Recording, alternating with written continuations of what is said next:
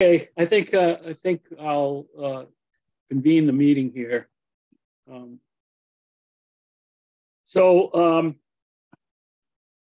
Guess we could start. Guess I should start.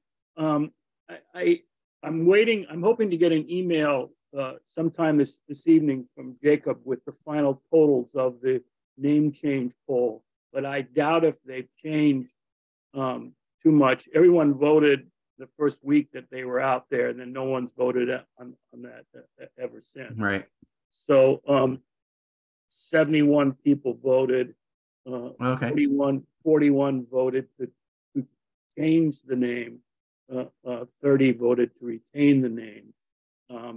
However, since that came out, I think the consensus has been among those people attending these meetings and other members there that that's really not a convincing plurality to change the name right away, just because 11 more people voted there. So I think we're going to just hold that in abeyance for a while.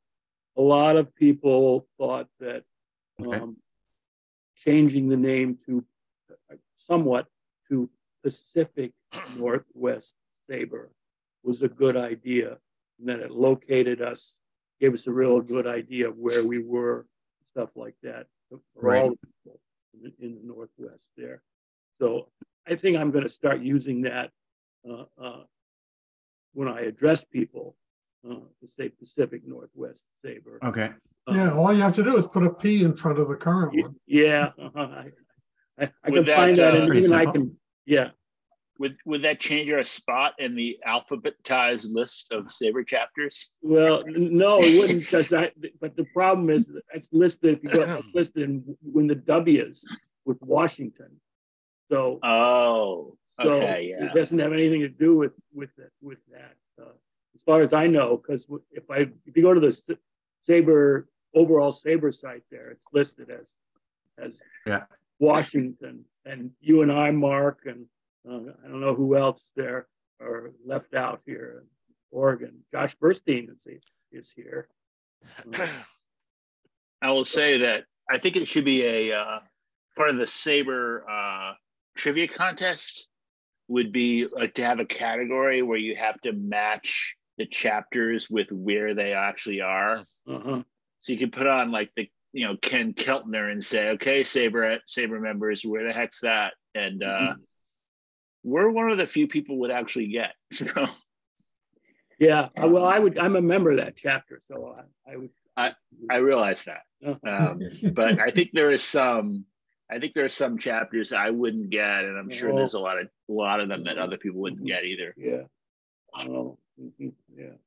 And I think some of the chapters have some of the other chapters changed their name too, because there used to be a lot more names of obscure players. Yeah, I noticed that when I was looking at chapters. Yeah, there's very specific names, like for very specific spots. Yeah. Well, anyway, if there's no more comments on that, I think that's where we'll leave that there.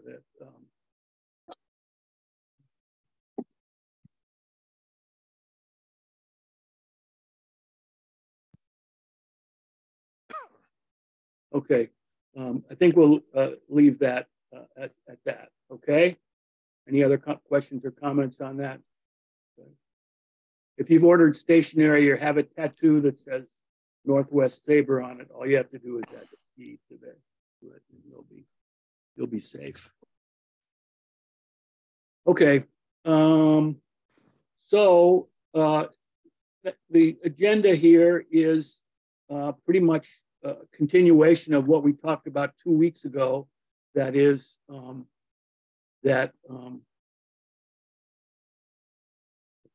still kind of trying to let people in here. That we want to talk about the website. We want to talk about perhaps getting that set up, also connecting with a lot of other social media and stuff like that. I would like us to, and it's not up to me, but I would like us to maybe, if we could really nail some good things down about a website and make plans for other stuff there. You know, since we've done this, I've had some information that to the effect that a lot of the chapters who have a website start off with guns a-blazing, but it's hard to keep it going. And most of those have, and that's kind of what happened to ours in some ways too, that there's not a, if one person leaves, then the website kind of slows down and it's hard to keep going there. So I would still like us to at least have a website that shows up when someone wants to log in and say, here's where we are, that directs them, stuff like that as well. But we'll leave it up. So what we need is to get people involved in doing this stuff. So.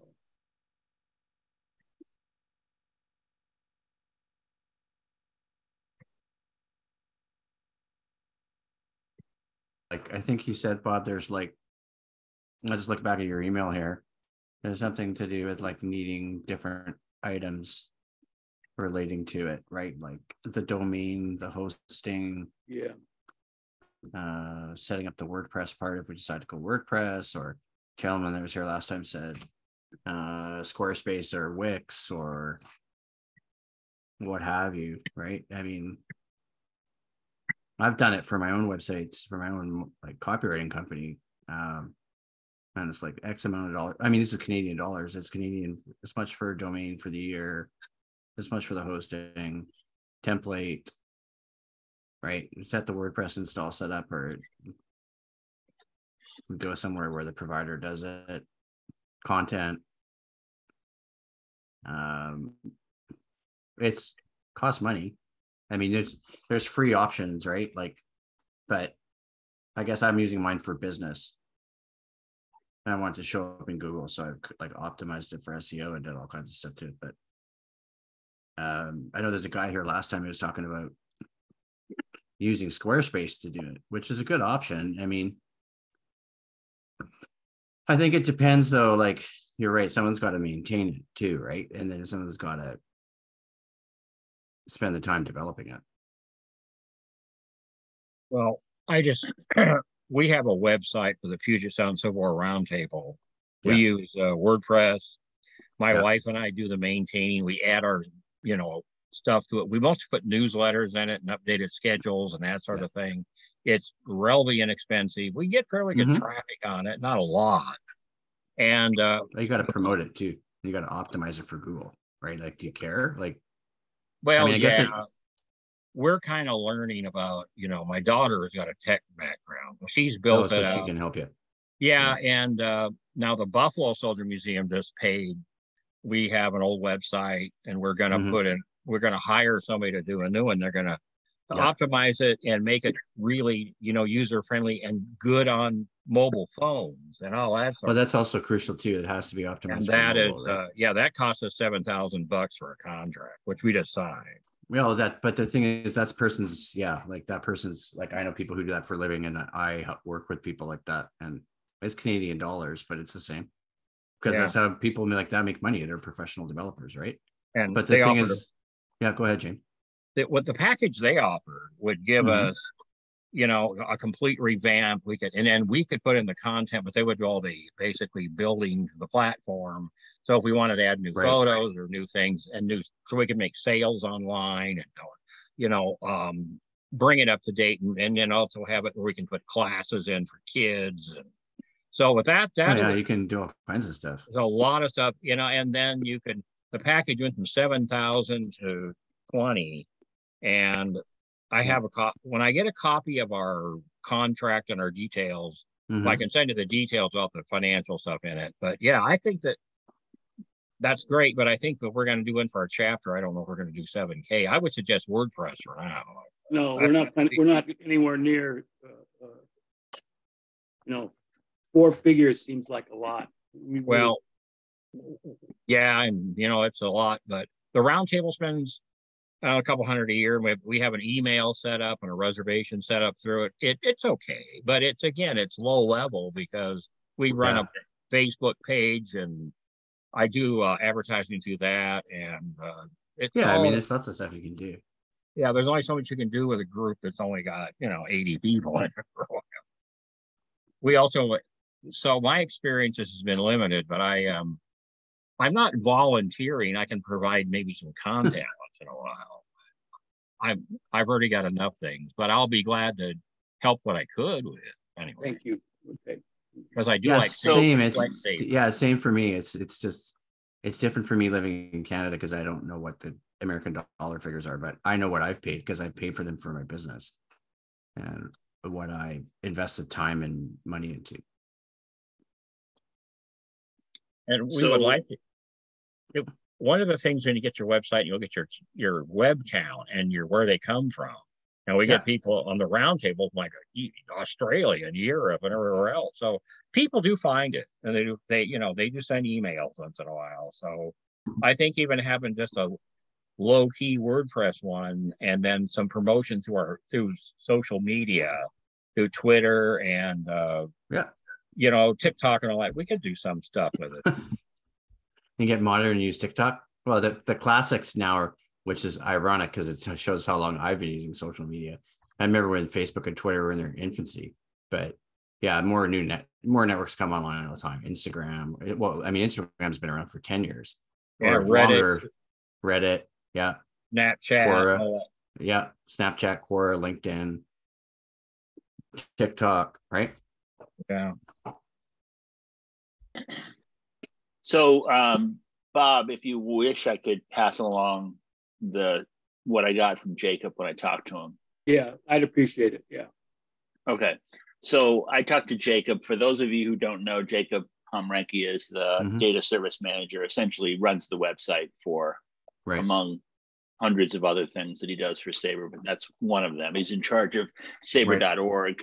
And and I basically called him last week and said, well, this is what the chapter's thinking of.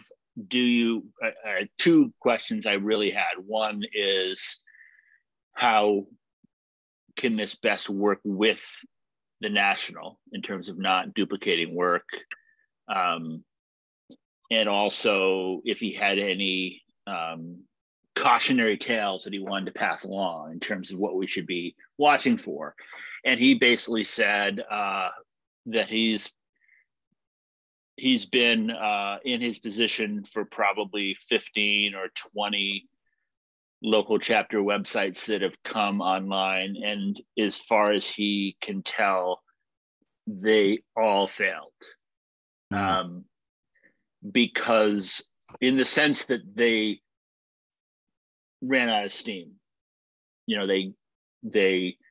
As for those of you who worked in business, it's a website that's not up to date is actually worse than not having a website, right? If you go to a website and the meeting announcement's not there, you're actually better off if there is nothing there, because then the people will keep looking, right? So there's a lot of, and one example of a website that failed, of course, was our chapter's website, which actually predates Jacob. So he's already talking about his era. Ultimately, what he recommended in terms of if we wanted to try and break that curse, to have a dedicated person or two who is in charge of it and is willing to make a commitment to have this be a part of their weekly life. So he said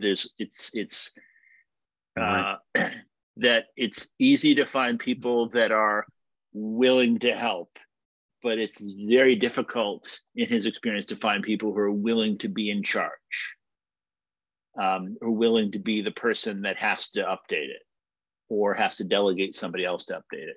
So I guess that was more of a cautionary tale than I was asking for, but I appreciated his honesty. And he said, yeah, if you had a person or two people that said, this is my job, send me what you want, and other people could help design it in the sense of, what are the 6 pages you want and what do you want on those 6 pages? History, contacts, status, photos, whatever it is. And maybe even have people in charge of each of those pages, perhaps. Then there's the work of actually doing the updates themselves. And he said one of the reasons that people lose interest is that updating Facebook and Twitter is 5% of the work, right? Because all of the tech is handled for you. The Facebook company does all of the tech for you. You just have to type in what you want. He said that there's a lot of good websites out there, but the only good ones are the ones where someone is paid to run it. What we are asking for is volunteers to run it.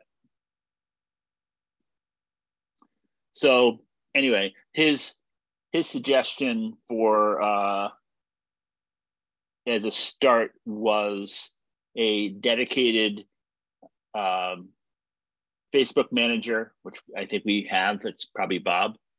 A dedicated Twitter manager, a dedicated Instagram manager, and all of those three of those make sure they keep updates to those communities, because they reach different crowds in terms of getting younger people. Yeah. So anyway, that was what he said. But he also said, if you do have a website, then yeah, there are options, and there are options that aren't that expensive. And probably the simplest solution as sort of a proof of concept is to get a website that has a single page, and that page is here are the officers and how do you get a hold of them. Here is how you use Facebook, Twitter, Instagram. And here's how you update your email. All the basic sort of maintenance things that we want people to do to work with the chapter, and that is a website that would not have to be updated that often. Yeah, one of the things you want to be careful too is Mark is someone who's done WordPress sites for their own business or worked on them and posted to them for other people, is depending on how many people you give access to and what kind of access you give them. Because when you start out with a WordPress website, you get an admin account, which means you can basically do anything you want to the website. So you probably don't want to give the average person posting an admin account. So then you get into the question, do you want to make up multiple accounts for people, or do you trust one person enough to use the admin account to just basically do the updates they need to do, and not wipe out parts of the website by accident? Right. Yeah, another it's just thing one of those things, right? Yeah, I agree. And another thing is that people mentioned a couple of weeks ago on this call was that a lot of people were interested in having a blog. And of course, you could have a blog without a website. You can have a blog be a website, right? I've done so much for people, and I have my own blog and stuff, right? And it's like, so like in the call a couple of weeks ago, someone said that they use as an example of what they wanted the baseball cards committee. And of course, the baseball cards committee does not have a website; they have a blog, and you can do that separately, without, and that gives you the ability to actually have anyone in the chapter write what's on their mind. Again, the cautionary tale of that is that I believe, and this is what the baseball cards committee does and the landmarks committee does, is it needs to be moderated, because you don't want complete free speech. You want to make sure that is approved by someone, because if somebody goes on the Northwest SABR website and under the SABR banner says, you know what, the Negro Leagues were actually a joke. Yeah, right. I see it. That is not something that we want to go out under our name. So there needs to be some kind of it needs to be moderated. And that's I don't think that's hard, but I think that again is a person that needs to say, yes, I'm going to do that. I agree. MS Tennessee, I see your hand up. Yeah, sorry. Yeah. So with some of the tools, we're talking about with WordPress. WordPress can be tied to have automated postings to Instagram and Facebook and other social media apps. So some of the content, if you publish it through WordPress, it can be disseminated to other applications. With WordPress, you can have a website, and you can also incorporate a blog. And then also with that, you can set up different user groups, so you can grant permissions for specific areas or specific functions. So if you want to delegate people to be able to publish a blog, you can have that blog go through an approval process before it hits the website. So those tools are already built into WordPress, and obviously you can do additional functional content contributing through Facebook and through Instagram, those other apps outside of those automated publishing functions.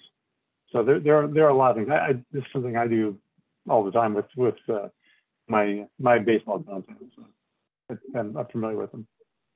Yeah, I'm helping a lady who is an accountant right now with her website, but it's for like paid work for me. Well, not that I have to do SABR stuff paid, but same thing. Like I'm teaching her how to use WordPress and how to blog and then how to optimize your content and do all this stuff because she wants to use it for promoting her business. But she's given me access, but she trusts me to basically do whatever I want, right? But yeah, that's like I was saying, if you give people access to it and they don't know what they're doing and they use the admin account, they could wipe the entire thing right out. Yeah, you can, but if you're going to use something like WordPress, you can delete things, but they won't go away unless they go through the full deletion process, which has to be intentional. But a lot of these sites, I mean, you can recover. They have that capability. Yep. Yeah, you can recover from data.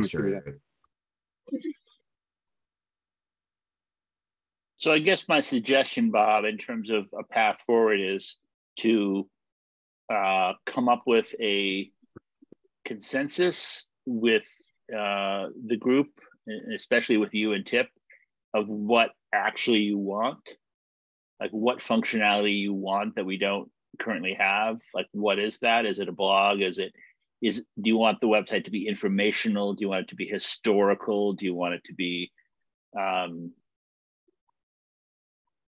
I don't know what else. And then that's one. And then the other thing in parallel is who is it that is raising their hand to be webmaster or in charge of these various sub pieces, and see what you have then. Because if no one is willing to, then you don't have a problem anymore because we're not going to have a website. So but I think the first step is to sort of agree on what it is everybody actually wants. Because this, as people have said in this meeting, there are many possibilities of what the answer is. Well, I'm not the dictator here, but since I have the floor, my idea would be to start off with something that's pretty stripped down, that has information about meetings, information. We could have some information about who are the chapter officers. We all got hacked again today on the chapter officers. How to get a hold of how to come into this and start participating in SABR, what the chapter does. We have meetings. We might have other things going on where we go to games together. We have some connections with our people from all over there for SABR there, and we have a way to a curated way to we can connect with the Facebook page. Some people want to connect with Twitter. I don't do Twitter, but if somebody wants to get into that, that's fine. I know that at least one person does. But that'd be the starting place. And what I want to know is, is there a way that someone can take this on? They could look at that once a week and put in just a little time to maintain it, stuff like that. Half the people here on the call here, when they joined, they got an email from me saying, "Welcome to Northwest SABR." That's something I do to monitor who comes in, who's joined SABR from this area. That's my idea. So one question I would have, because it seems to me that a perfect use of a website is what you just said, in terms of keeping people abreast of what's happening. So I would ask this question is to people here, but also I guess people that are not here are probably even more important, is are there people who don't know what's going on? Like, are there people that don't know that there's a meeting coming up in May? Like, do we have a problem? Mm-hmm. Yeah. Well, I don't think so, because I got the email notifications about signing up for tonight's meeting and stuff like that. And I'm in the Facebook group. Those are the ways that people find out about it at this point. Yeah. Mm-hmm. I've gotten all the emails and I've seen it on Facebook. I haven't had any trouble. Yeah. So I guess the point I'm coming to is, like, if everybody knows what's going on, then we don't need a new way to tell people what's going on.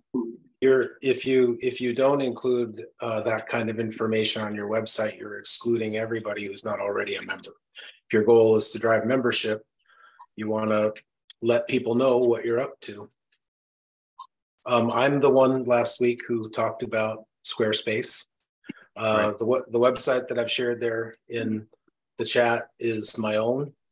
It's in production. Right. And I'm building it right now on Squarespace. I found it to be extremely easy.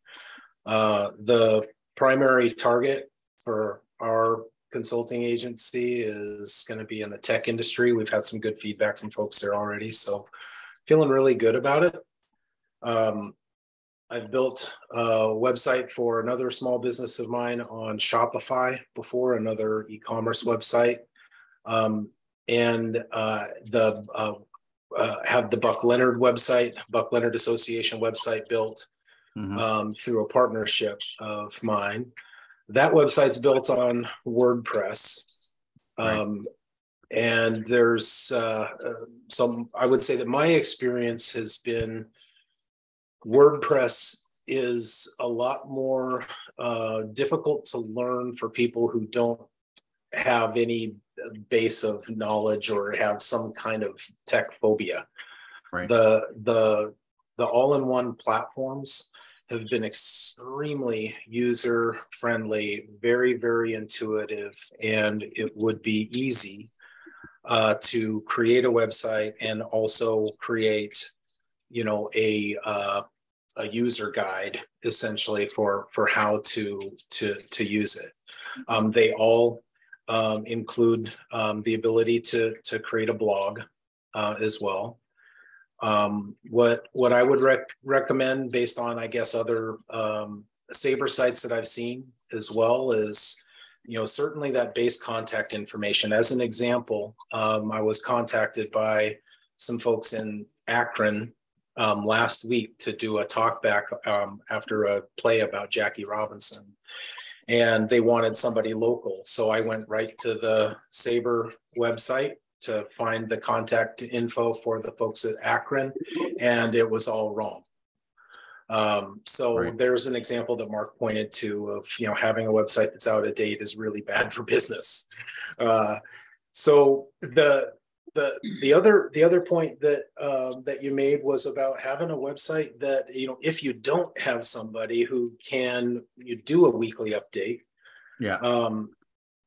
then you can still use your website to have that baseline information and direct people to where you are engaging with folks. So, engage with us here on Facebook.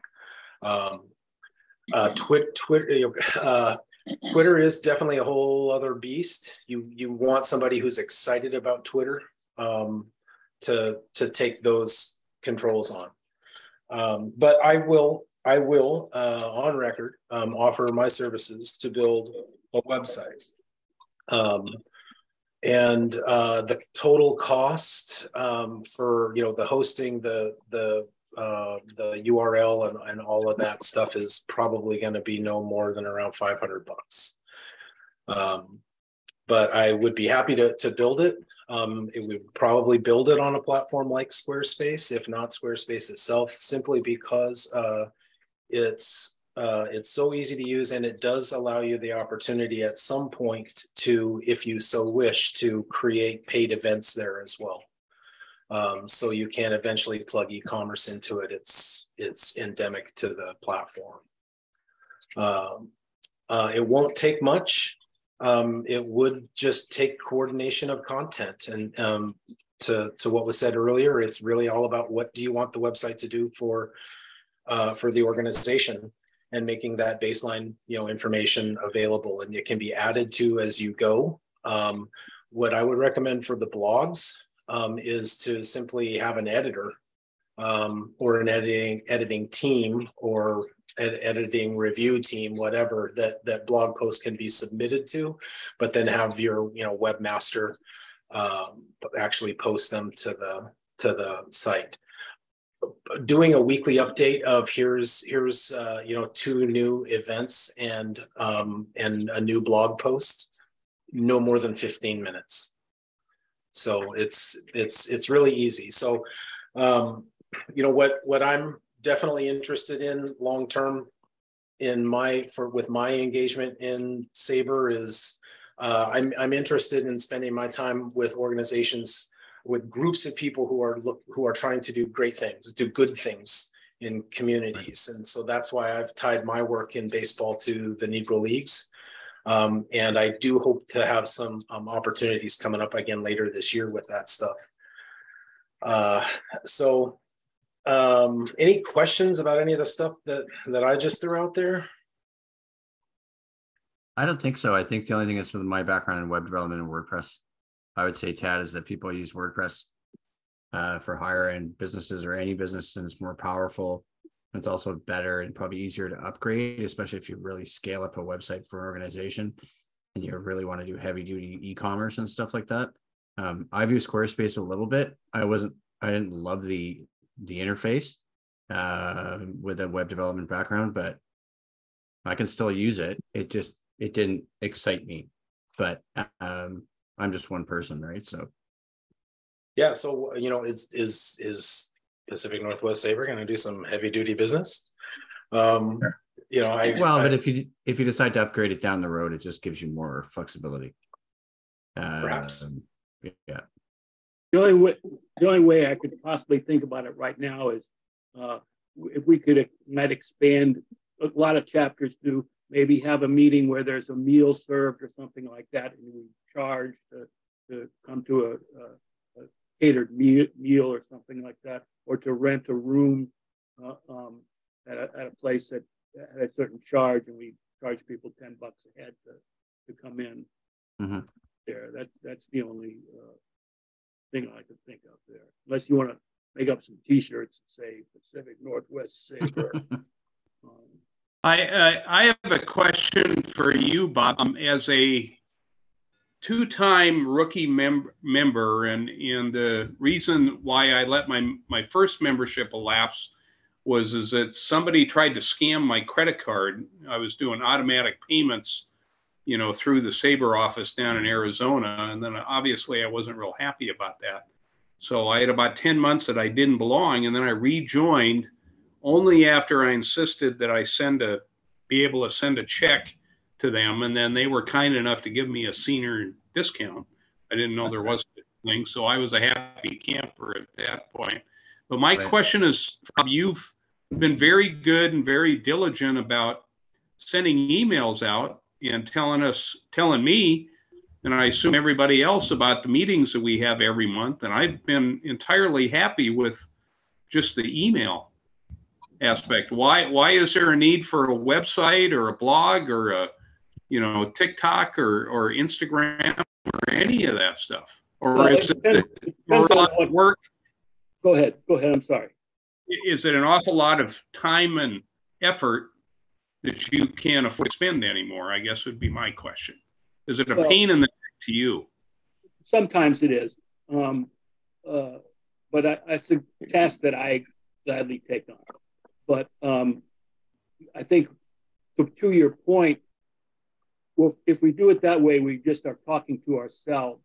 You know, while that's important, I would also like the public to be able to come in and say, "Oh, SABR, you know, I know what SABR is. Oh, you know, I was thinking about joining. Here's where to go. You know, to have some kind of outreach there as well. And we have outreaches to different people. You look at the people who joined, they'll ask you, why did you join? And they say, I attended a SABR event. I went to a ball game or something. And I mean, I joined because there was a little ad in the back pages of Baseball America. You know, we have some little outreach there that goes on, and that would be a good thing. Not everyone in this chapter by any means goes on Facebook. Some of them don't. They just don't do it. And I don't blame them in a lot of ways. And I don't go on Twitter or something like that. So that's the reason. That's one big reason that I want to be able to put us out. Yeah, and then you'll get the emails to me that say, here's when the meeting is. Please be reminded of the meeting tomorrow and stuff like that. Right. Alex, I see your hand up. Yeah, thank you. Yeah, it's about reaching a broader and younger audience. And I think I've talked to Bob about this before, but I would advocate, I know I've tried this with other nonprofits and it hasn't worked yet, but I would say getting somebody from UW who's 22 and computer savvy, you know, as an intern, and I'm happy to help sponsor that, but just having an ongoing presence and trying to, as you said, just diversify the audience a bit more and without a lot of expectations about who. I mean, I think it's I wouldn't call it I would call it a pilot program, but I think that's a trigger word for this audience. But a 1 year kind of, you know, learning experience to try to do some things and different mechanisms, as people have been talking about here, and then we would regroup and talk about it again. But that's the way I would look at it. And I think we had talked about it 2 weeks ago to say that the May meeting was a good time to kind of bring it in and talk about it with a broader group of people. But I do think, as we talked about 2 weeks ago, that it'd be better to have some sort of footprint to say, you know, we want to have a webmaster to take the burden off of the people on this call and that sort of stuff.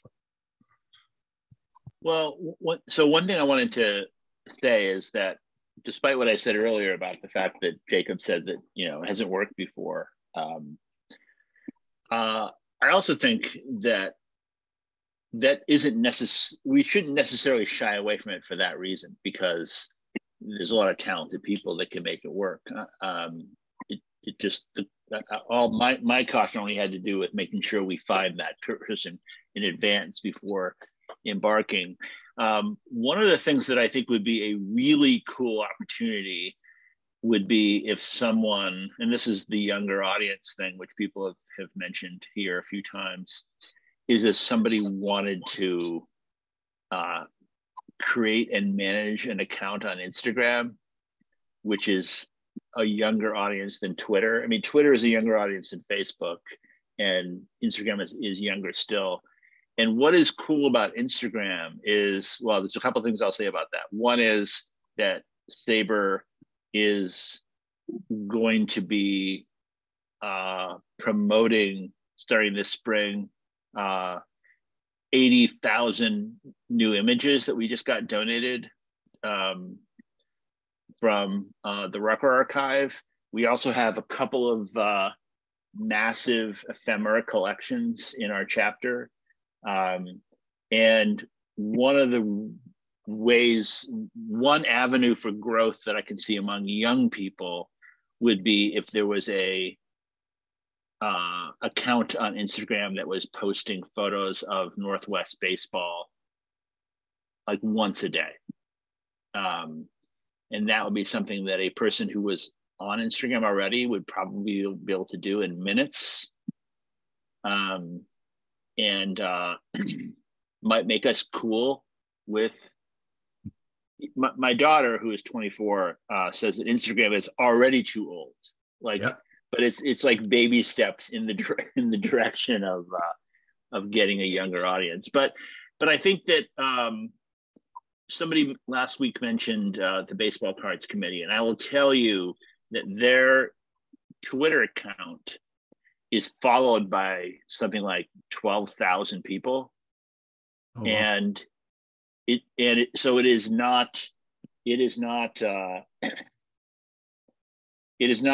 account that is only for the committee. Obviously, there aren't even 12,000 people in SABR. So it's kind of this two-step model where you promote this account to get people interested in engaging about baseball cards, and then you recruit into that group to get people to join SABR. So there's a fairly continual attempt within that group to sort of tweet things about SABR. This is a good time to join SABR. This is the most active organization that there is to talk about baseball cards or to talk about other things. And so it's kind of like this model where you get them to follow your social media first, and then you pull them into the organization. I think Twitter can work with that, but I think Instagram, I'm excited about that. Even though I know nothing about Instagram, I'm excited about that because it would be quite a feather in our cap if we did it before anybody else in SABR did. Hey, Amanda, I don't mean to put you on the spot, but do you have any ideas about this? Who? I guess I don't hear from her. We have a member that's a young person, that's a college student that's on this call here. I was just looking at chapters on Twitter that I follow and SABR accounts that I follow. There's everything from SABR with the blue check mark, SABR Bio Project, SABR Northwest. Is that ours? Yes, we have a Twitter handle that Adam Ulray set up, I don't know, a couple months ago, and he hasn't done that good of a job in beating the drum yet, but it is there. Well, the thing too is, as someone who's worked doing social media consulting for companies, is that, I mean, we can try Instagram, but our audience may not be on Instagram. So before you run any social media account, I tell clients is you got to do research, market research or audience research on where you think people that follow you might be. Your audience is on Instagram. Well, there's no guarantee that it is, but they're there. I've been working with the baseball community on Instagram for the last 2 years, trying to present myself in a way that isn't aggressive, guys. But this stuff is what I've been doing for the last 3 years. I've just finished building a worldwide 2020, a worldwide digital ad campaign and fundraising effort for the Negro Leagues Baseball Museum, where we dealt with 102 artists around the world. And we ran a digital media campaign primarily on Instagram that increased the following of all participants by an average of 27% during the 1 month campaign. That was September to October of 2020. We followed that up in 2021 by doing another digital campaign for the Josh Gibson Foundation. This one was a baseball card art campaign frankly, the idea for doing a campaign for the Gibson came from Jason Schwartz, who's the chair of the baseball card art committee or baseball card committee. That campaign averaged was a 3 month campaign that was again executed primarily on Instagram and Twitter. And during that 3 month campaign, the average growth in social media audience for participants was 47%. 3 month campaign, 47% growth. Just spent the last year running all of the content marketing for the Buck Leonard Association, including a couple things that I've just shared here that was sponsored by Baseball Reference. So guys, I'm really happy to help. This stuff's right up my alley. I'm hearing a lot of folks who, you've got ideas, and I'm trying to throw myself out here as somebody who's right here and willing to help. You don't need to be young. You don't need to be a tech expert to know how to market to the audience. Anyway, I'm here, happy to help. What's the Instagram account, or what's the campaign, so I could search it in Instagram? I just shared it there in the chat. NLB marked. Yeah, so I have an Instagram account. I really don't post anything in it, but I do follow some baseball content, and some of it is really fantastic. So I think it's true that our members aren't on Instagram, but I do think that our potential members are there, and that's why I'm excited about it. I don't think Instagram is useful to deal with the 80 people in our chapter, because there's probably not that much there. But I think it's a place to find new members, new young, maybe not even young, but people that it's an audience that we have not tapped. It's pretty low hanging fruit too, and as I think Mark said, it's pretty easy to, especially if you have the content like Mark described from archives, photo archives, and it's instant, literally. And so that might be a good place for us to start. I left the last meeting pretty excited about the potential of a website, thinking about the various content that would be available, how we could share content from the national organization and other chapters, and I'm rethinking that a little bit right now. We have, when you go to, if I were interested in joining SABR, I would have likely heard about it someplace else, and the first thing I would do would be to go to the national site, and that's a solid, predictable, sustainable site, well maintained, and not real jazzy and exciting, but it's reliable. And so I can find out pretty quickly if my motivation for doing that is to get involved with people in my region. I can find out pretty quickly that there's a Northwest chapter, and when you go to the link there now, it takes you to a defunct website, no website. But the Facebook page tells me pretty much all I need to know. So I kind of came to think, I'm not sure about the value of a website. And if we are just doing it to let people know how they can join and how they can get involved in our regional chapter, we're probably covering that relatively well right now. And I'm not sure that there's a need to create a really first-rate, really good, a lot of diverse content there. You could do that, but I'm not sure that we need to do that.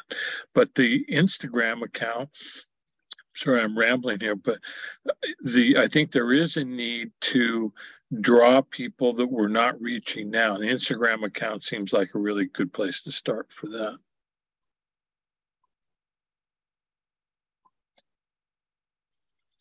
Well, I can say that having done Twitter for a long time, I have an acronym called the Royal Genealogist. I put baseball and royal history and military history on it. So it's kind of like hodgepodge. I got like 1,000 followers, 1,034. And I get a lot of people, I follow everything baseball I can on there. And I get a lot of people that I've never heard of before contacted me and following me because of my, Negro League stuff, a lot of stuff about the World Series in the 20s. And I'm trying to do a lot with the 25th Infantry baseball team. The guy that runs baseballreference.com has that incredible 25th Infantry site. And I've been, what's his name? He runs Baseball Reference. Let's say he's not getting old right now. But you're talking about the guy who runs it is Sean Foreman, but I think the person you might be talking about is Adam Dalarowski. Yeah, Adam, right? Yeah, So he works for Sean. He is a very astute guy when it comes to this. He has a lot of following, and I think Twitter does have a lot of potential for us to have a Twitter account. You know, especially if you get followers and you go into other baseball things and kind of like make comments, people will pick up on it. And by the way, I have discovered who cavalry, anybody who cares about 25th Infantry, I know all about Cavalry Jack, who he was and what he played in. So I'll bring that out later this year. If you want me to do a talk about my research into military baseball, you know, basically into the guys who played, I got 380 of them now. I'd be glad to do a talk sometime. If you really get desperate. Cool. Well, you just need someone to run an account and someone to tweet content regularly, and someone to basically like follow other people and tweet stuff and retweet stuff. And I'm on it. Like it's just, I know I've managed lots of Twitter accounts, including my own and ones for companies, right? And it's just like so we have, like I said, we have an account and we have somebody managing it, but I think that he is not yet sort of imaginative about how to find stuff to actually retweet or put on there. I think he's really just using it to sort of parrot whatever it is that he gets from Bob in email. You know, like this is what's happening in the meeting, you know. Which is fine too, because that's why people would follow it. Right. That's the first step. But that doesn't necessarily it doesn't help the non-members understand what we are. Yeah, it doesn't. Which is that's sort of step 2, I guess. So was it Alec? Were you the one who said that you could get an intern, Mike? I said I would be happy to help get an intern. I would like to try. I think we would need a short job description, and I'm happy to post it on Handshake, which I believe is the place that those things are posted. Do you think do you think having an intern run the Instagram site is a good match? You know, I think most of these things we can pull the plug, right? It's not like a huge. We're secretly changing the name. We already agreed to do that. So this is, you know, I think we can try some stuff and see how it works, right? That's what interns with supervision can do. But I think we can use, they could look at the traffic, and I'll find in the next week or so, I'll find the job description that we used for another, I'm in a horse racing group and we try to hire an intern. So I'll find that first, and then I can send it to Bob, and then he can share it with everybody, and then we can see if it's worthwhile. And if it is, then I'm happy to we can post it and then not hire anybody, right? It's not committing to doing anything. It's just seeing who's out there. Dan? I was going to say the key to hiring someone like that, I think too, Alec, would be to hire someone who's got tech savvy experience like an intern, but also likes baseball. Because if you got somebody who's passionate about it, and they can put the website together, but they also know the game of baseball, that would help a lot, right? I mean, that's just a yeah, agreed. Yes, they should. Right? Because they should know what division the Mariners are in. They should. Well, exactly, right? Yeah, and you don't have to know every player on the team, but kind of get a feel for what's happening, starting the season, and all that kind of stuff.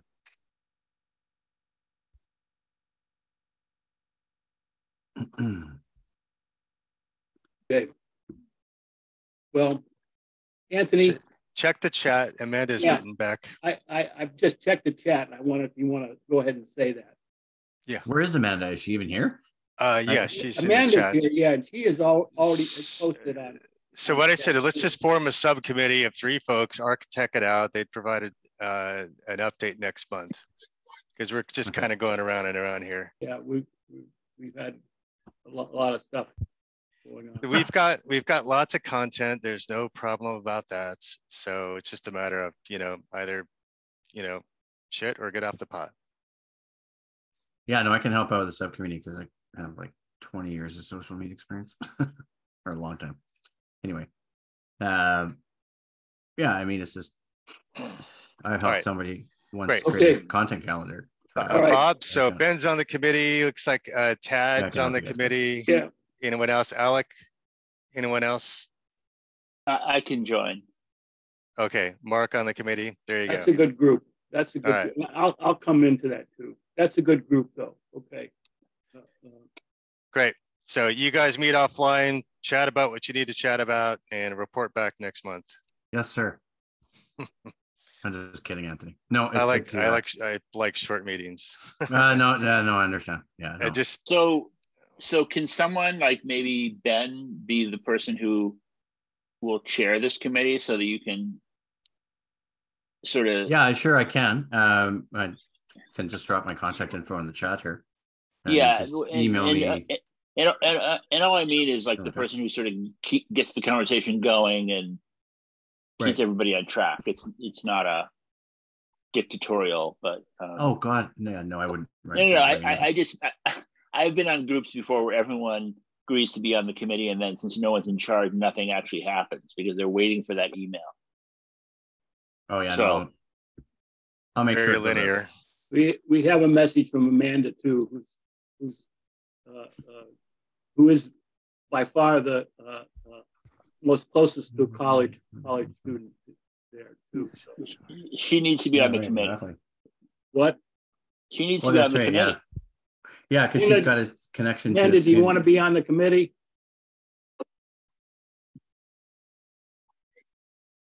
Is she hiding offline? Delph. She can say that if she says she does not want to be in the committee, she's not on the committee, but we still. Sorry, I'm just really camera shy, but yeah, go ahead and reach out to me on email. I'm also on LinkedIn. I'm not great at like social media, but in terms of having that quote younger lens, if you will, yeah, go ahead and reach out to me. I'm kind of more in the marketing side of things in terms of like what I'm studying, but you're a marketing student? So I'm doing sport administration, so it covers an array of everything, but my expertise or skills are kind of more in like communications and marketing and stuff like that. So okay. But Amanda, you got a job as long as you want to work. Sorry, I'm camera shy, but I do exist. But yeah, we can communicate via email. You and I, Bob, or just kind of go from there as well, I guess. So I got your email, so I don't know who's everybody in the chat can drop their email in for the subcommittee. There's mine. That's my company email.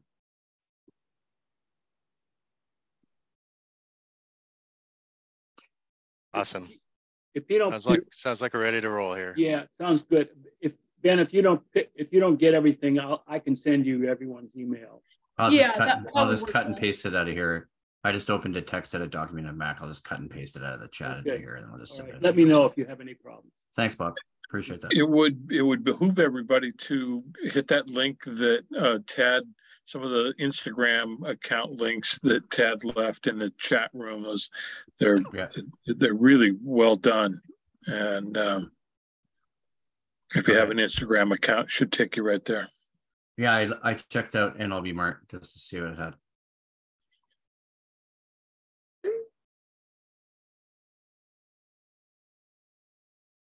Okay, well, that sounds like a good way forward here.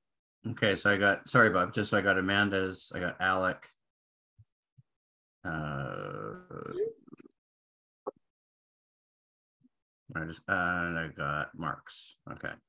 Tad.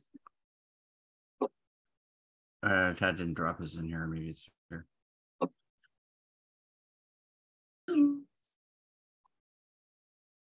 Oh, he's got his website here. Abundant Nonprofits. Okay. You can get it off the directory. Okay, yeah, that's fine. Yeah, I'm just making myself a little text document. I could just dump everybody's emails in here. I got 3 so far. Okay, I just wanted to make sure I know who everybody is. Was there anybody else? Anthony, you weren't going to join, right? I have joined so many different things. My problem is saying no, but what I can do is provide some historical content. especially on like the convention we hosted and so forth. And I seem to recall some of the other things we had on the website. And I've got a bunch of stuff I can download and send to you. Yeah, I think mainly the purpose of this subcommittee then is just to investigate what we're going to do for social media marketing for the chapter. Yeah, architect it out. Yeah. One thing I will add that might be of interest to people, even outside the committee, is something we could talk about. Is I had lunch last week with Bob. Was that last week? And yeah. Jim O'Donnell, who is a member of the chapter. He lives in Portland, and he's been in the chapter since the early 80s. And he and another longtime veteran who's from Spokane, Jim Price, who started the chapter, have been communicating about putting together essentially a log of every meeting we've ever had.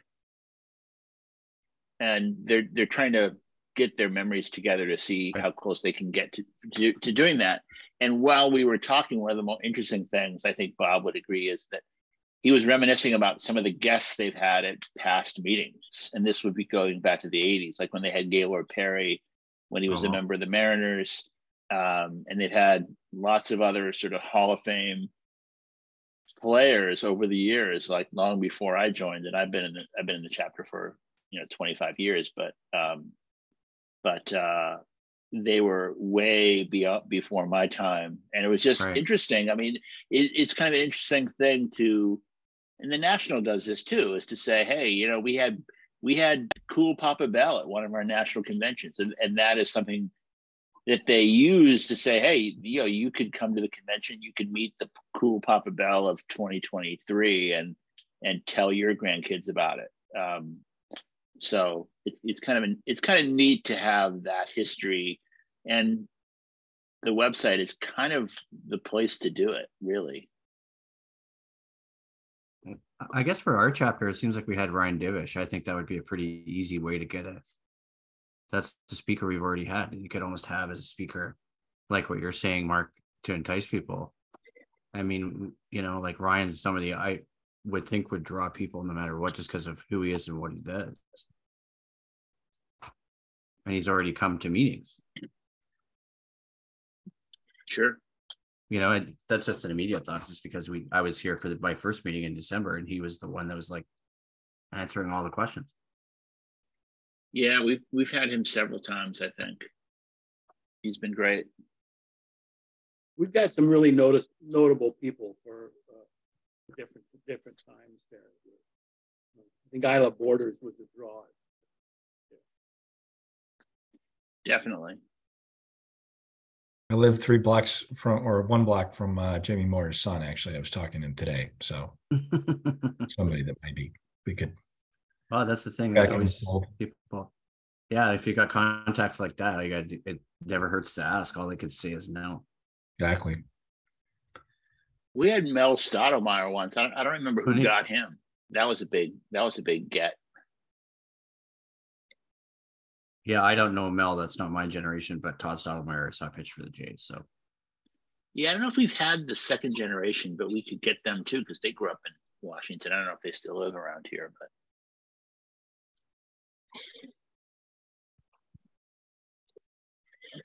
yeah. Well, anyway, that would be a good thing if we had that would be a very interesting log to have our speakers there involved with stuff there. Who's the GM that we had? It's in the Hall of Fame. Who was it that we had there? Was it Pat Gillick? Yeah, Pat Gillick. Yeah. Yeah, Gillick. I don't think I was there when we had Gillick, but that's obviously good. Yeah. And there's another chapter that I went to a meeting recently. They had, and this was a Canadian chapter, but it was in Toronto. They had Rob Thompson, the guy that became the Phillies manager last year when they fired Girardi. And they looped him in because Rob lives right in that area of Ontario where the chapter is. So that was a pretty cool one to get the last World Series manager on as a guest speaker. Well, in days gone by, we used to have a regular meeting with the Mariners at FanFest, and we had their Right, you mentioned that last time, yeah. GM there with us there. I don't know if we're ever going to be able to do that again, but we used to be able to do that. Yeah. Why did the SABR involvement FanFest, or why did they end FanFest altogether? Well, I don't know the whole story there, but I think they've just gone more corporate in terms of doing stuff. Yeah, they stopped FanFest.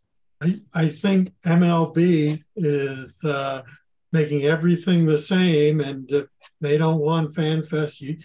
No team has a FanFest. I thought what I heard at the last meeting, Neil, was that it was strictly controlled because of the All-Star game by Major League Baseball, so it wasn't allowed. Yeah, I know the All-Star game is completely under MLB, and we couldn't have a booth there even if we wanted to. Yeah. Right. Well, speaking of introducing SABR to a new audience, I mean, I was 23 years ago when, or 22 years ago when the All-Star game was last year, when they had the, FanFest right across the street. Right. Anyway. Yeah. And we were supposed to have a table there at that meeting, and then it got canceled. Anyway, we didn't even have something then. So there was a table there. That's how I didn't know anything about SABR. In 2001 there was, yeah. Yeah, that's what I'm talking about. There was, yeah, okay. Yeah, we were stuck among the card sellers and the people with bats, but yeah, we got some interest, obviously. Yeah. Well, Neil will remember this joke, but was SABR selling Pilot pens? That would have been a smart thing to do. That was a George Case thing. But is there like any opportunity, like, I don't know, the Safeco area as well as maybe some of you Seattleites, but like to have like essentially like a rogue booth where we don't ask permission of Major League Baseball, and we don't even have to be stationary. It could be just people handing out flyers, like outside the as a way to, is that guerrilla marketing? Is that what that is? Pretty much. Yeah, somewhere on Occidental. I think at one time I remember seeing people selling T-shirts out there on Occidental and stuff, but I think the M's chased them away too. Yeah, Scott might actually not want this now that I say it out loud. I mean, yeah, I can see Pacific Northwest chapter members arrested in raid at T-Mobile.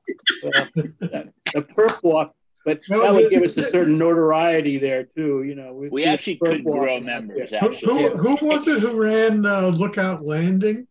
Because they would hand out their that's right, newsletters or scorecards or whatever.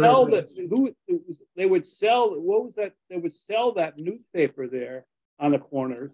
Yeah, they had a program that the Mariners didn't like because it was much better than the Mariners program. Yes, and I think it was cheaper as well. Yeah. Derek Zumsteg, is that who it was? That was a good program. Yeah. Yeah, it was really well done. About 5-6 years ago, the Mariners opened up at the ballpark down in San Francisco, and I happened to be lucky enough to be there on vacation. The tickets available, and I met this guy, and he had been doing this, I think, going way back to when Candlestick was, where the Giants played their games, and he sold nothing but Negro League merchandise and memorabilia. And he made a really good living doing that, I think. I'd wait in line to buy some stuff from him. Cool. Yeah. That's cool. Yeah. And he somehow got a license. And I asked him about that. I said, so the Giants he gave you a license to set up your table? And he goes, yeah, I'm here every home game every year. So, and he had been doing it for Good for him. going back to candlestick days, right? Back in the early 90s. And I think he made a real good living doing it. Yeah, I luckily went to Candlestick in like 1993. I was lucky. I just happened to get there because my dad was in San Francisco for a conference and I was going to university. I had time off in the summer in like August, so I took the opportunity to go. Yeah, I was stationed there and I used to go there occasionally, but I'd go to the Oakland Museum, which was a dump. That'd be closer to you, right? Yeah, and it was, well, I was stationed down there, but I was a Twins and Mariners fan, so, and that was before they play, and so that's why I always used to go to the stadium in Oakland because of course, because it's all the AL teams going through there. Yeah. Right, exactly. Yeah, I only made it to Candlestick. Too bad. The SABR convention was south of Candlestick. Was that in 1998, Neil? Yeah, I think so. In Burlingame. Yeah, so not far from the airport. And we went to a game at Candlestick. And what was really fun were the people. We actually took a bus from where our hotel was to Candlestick. Was the people that had been to Candlestick before, which I assume included Neil. The people who had not been there were looking out the window at the people waiting online and saying, why are they wearing parkas? And it was like probably mid-July and it was probably 65 degrees on the bus. Right. And by the end of the game, they were all, if you saw them later, they were all wearing recently acquired giant sweatshirts that they got at the... of course. That's funny. I had that problem at Candlestick too. I went to a day game, Mark, and then a night game in 2 days. Well, I can't remember who the day game was. The night game was the Braves, and it started at like 7 or 6. So yeah, no, I suffered, and I was there in August, and I couldn't believe people like, oh yeah, you got to be aware of what Candlestick Park is like, even in August in the summer when it gets to be nighttime, and I'm like, oh yeah. Yeah, the first time I went there, I knew what to expect. And unfortunately, the game didn't go into extra innings, so I didn't get my quad to Candlestick, which you would get like a medal if they went into extra innings at a night game for having stuck it out. Yeah, it was quite cold. I also went to a Candlestick game once. It was a day game, but it was in April. Oh wow! And I got there and it was probably 68 degrees, and when I left, it was 68 degrees. It was perfect. Yeah, that's cool. That is perfect. But you can't let that fool you. Mm-hmm. Yeah, because if the sun goes down, you're going to be in a world of hurt. So. Well, that bell is no coaster either, though. Especially if you're above the bowl there, it's cold and windy up there. That's how the city fathers sold that site to Stoneham. They took them there during the day. Yeah. Mm. Well, that one game I went to when I ran into the guy selling the Negro League stuff, we were sitting way up on the third deck. This was at Pac Bell. This is only a few years ago. And then we were sitting way up on the third deck, up above first base. And it was a cool day. It was kind of damp. And I was shocked at how comfortable it was after being in Canada, 30 years earlier or whatever. So I was shocked at, how comfortable and how warm it actually was. And I was looking out over the bay and gray skies and everything. In Candlestick, that would have been, like the ballpark that I grew up just a couple of blocks away from, which is old Met Stadium, where we used to have opening day games would be snowed out. I remember that a couple of times when I was a young kid. I saw a game last year, Mike, where it was Miguel Cabrera hit a home run, and it was at Tiger Stadium, and there was snow. Like it was like April. Yeah, that's yeah. Right? Like it was and that, and there's a game in Vancouver for our baseball team, the Vancouver Canadians, which is the high A Toronto team. That game is the first home game for them this year is April 7th outside. Yeah. Right at Nat Bailey Stadium, and there's no cover. I remember I was like but 11 years old, and I was going to go with my uncle and my cousin. It was the second game, for the Twins, and it was like 1966, and it was snowed out. I remember I was heartbroken that I didn't get to go. But anyway. Well, I'll see. I got to get going. Okay, guys. See you guys later, and let me know. Okay, good to see you. Yeah, and Ted, I think it is the fellow that does the Negro League stuff. You interested in anything to do with military Negro League stuff? Let me know. I've got a lot of material I built up. I'm going to keep working on it. So Excellent. I know See you later. Okay. So long. Adios. Take care. Okay. I'm going to break out too. Okay. Great to see everyone. All right. I think we've come to a stopping point here. So I'll look forward to hearing from the subcommittee. We have a meeting scheduled with Mariner community relations person. I think it's on the 14th of next month. So it's about 3 weeks away there. And that'll be a Zoom meeting. So maybe we can put our heads together at that point and stick around afterwards and have some bar time and talk about all this stuff. Okay. Hope we didn't scare you away, Amanda. No, not at all. I was gonna be a fly on the wall for this, but yeah, thanks for all the information that I consumed tonight. Yeah, you're a valuable member. Yes, you have a lot to offer, no question. Yeah. So good night, everyone. Yep. Okay. So long, everybody.